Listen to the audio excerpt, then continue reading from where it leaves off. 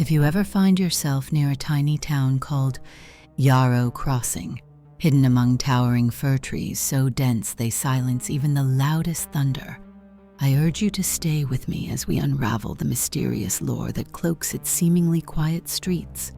A tale that at first feels like just another whisper in the wind, yet seeps deep under your skin with a quiet terror that lingers long after the story ends, compelling you to question the very nature of tradition and fear. Before we dive deeper into the shadows of this quaint town, if you appreciate tales that tread where the ordinary meets the eerie, subscribe now and hit the bell icon to never miss a glimpse into the unexplained. Your support brings these haunting stories to life. Yaro Crossing is not the kind of place you stumble upon by accident. Nestled far from any major highway, this tiny town counts fewer than 300 souls, where every face is known and every secret is guarded by the entire community. There's a rule here, ever present but never spoken of except in hushed tones, especially on cold Sundays. It's not carved into stone or inked into laws, but older than any ledger or official document. A rule so ingrained in the town's fabric that breaking it is unthinkable and perhaps unwise. Every Sunday, without exception, the town falls silent. Doors do not open. Not a crack, not even for a familiar voice. No visitors, no deliveries, no celebrations, no funerals, only silence, heavy and complete. The church services are held on Saturdays, the only day when life stirs openly. It's said by some outsiders to be mere superstition, or folklore designed to deter childish pranks, but those of us who live here know better. My grandmother called it the hush, a solemn, impenetrable quiet that blankets the town each Sunday. It is as natural here as snow in winter, as constant as the hills that cradle us, but far less benign. When I was a child, this hush sparked a game among us kids, a pretend onslaught of 3 slow knocks on tree trunks and the whispered question, "Do you hear it?" followed by giggles and flights into the shadows. Our teacher, Mrs. Dre, never told us to stop outright, but warned, "Let's not tempt tradition," reminding us that no one ever dared say what would happen if the rule were truly broken. The stories, though unspoken, are as numerous as the leaves on the fir trees.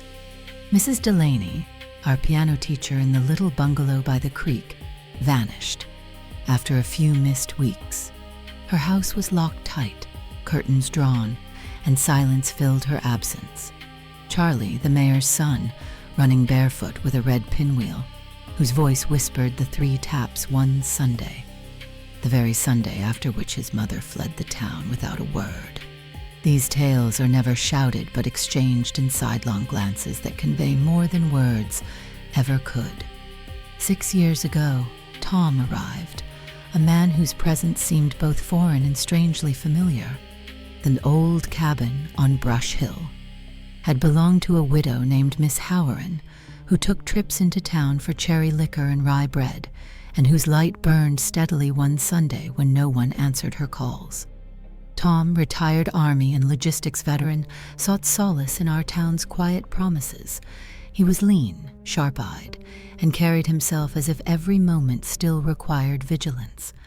He introduced himself to the diner crowd, inquired about our church hours, and was amused by the Saturday service schedule, a contrast to his experiences across much of the country. He joked about starting his own Sunday service, but beneath the smile lay a stubborn streak, a desire to fix what he didn't understand. Many of us tried to explain our traditions gently, warning him about the silence and the unspoken code of Sundays here. But polite smiles met our caution like the walls they intended to fortify. Tom's inquiries grew more urgent after several Sundays passed. The knocking began, soft, spaced, always 3 taps, distant yet deliberate, echoing through the trees and settled deep into the bones of the town. He dreamed about it, spoke of it with a forced laugh, yet everyone saw the cracking facade beneath the grin. His once carefree afternoons turned cautious.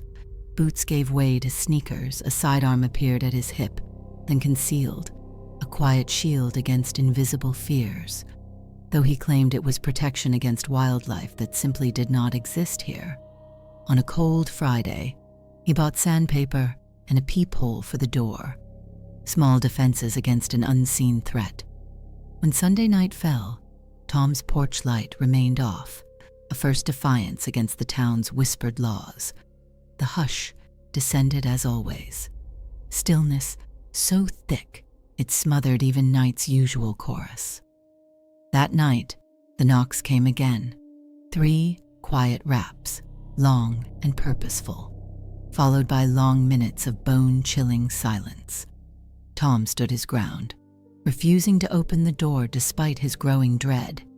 The dog, a usually brave shepherd, whimpered and refused to approach the front door, trembling beneath the porch table. Tom confided he had to carry her into the truck the next morning. Over the following week, the knocking became a thread woven through his days, an unrelenting meditation on fear. He saw a shadowy figure at the door one Sunday, unmoving and unnatural, the visage impossible to discern yet undeniably present and imposing. He questioned whether this was a mockery, a small-town test for newcomers, a hazing ritual, but every answer dissolved into the thickening silence that envelops Yaro Crossing each Sunday. He felt the weight of the town's unspoken rule pressing harder, its grip tightening like a noose made not of rope, but of whispered warnings and long tradition.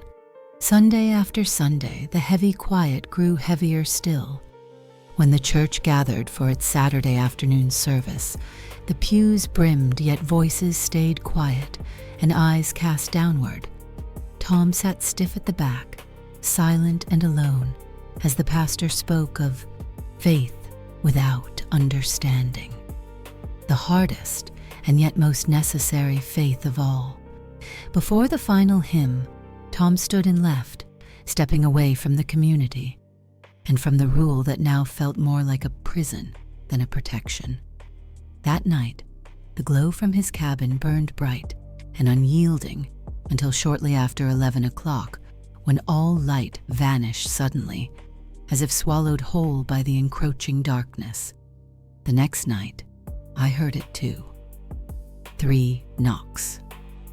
Slow and measured, rolling through the woods like a dark heartbeat in the slow pulse of the night. The town held its breath with me, the hush more profound than ever before.